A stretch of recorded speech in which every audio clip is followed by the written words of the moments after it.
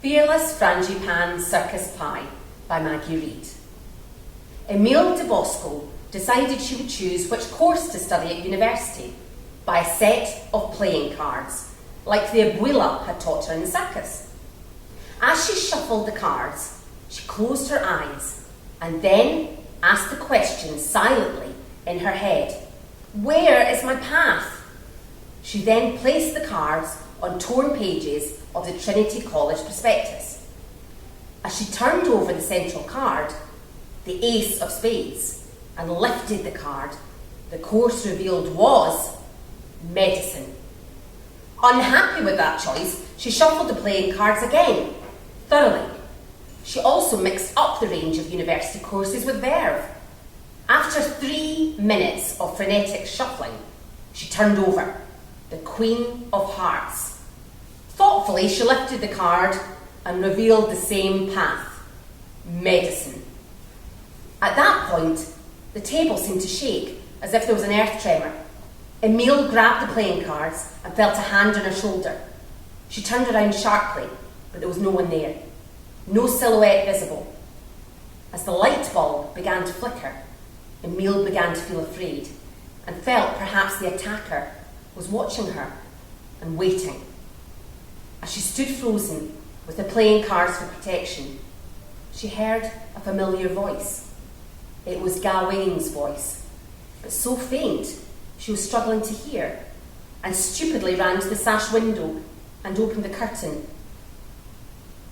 "The answer is staring you in the face, and you can't see it." Emile pressed her face against the glass and whispered, "But I don't think I'm strong enough. I don't believe I can. I just don't believe I can." Throwing the playing cards on the floor in sheer frustration, she heard Gawain's voice increase in volume and intensity. "Don't blame the cards. Don't be afraid. Trust me. But most of all, you must learn to trust yourself, Dr. de Bosco." With that statement, Emile was alone again, though knew Gawain was watching somewhere, perhaps in a treehouse or the top of a mountain, somewhere that only she could dream of. Emile was accepted to the medical faculty at Trinity College and tried to put any reservations at the back of her mind. She decided to buy some new clothes and walked excitedly to Frederico's general store, clutching an acceptance letter to show Miss Franco. At that point, Brona McCallum, dressed in a tweed box jacket, 2 sizes too small for her, sneered. "Look what the cat dragged in. Emile de Bosco, the whore of the town.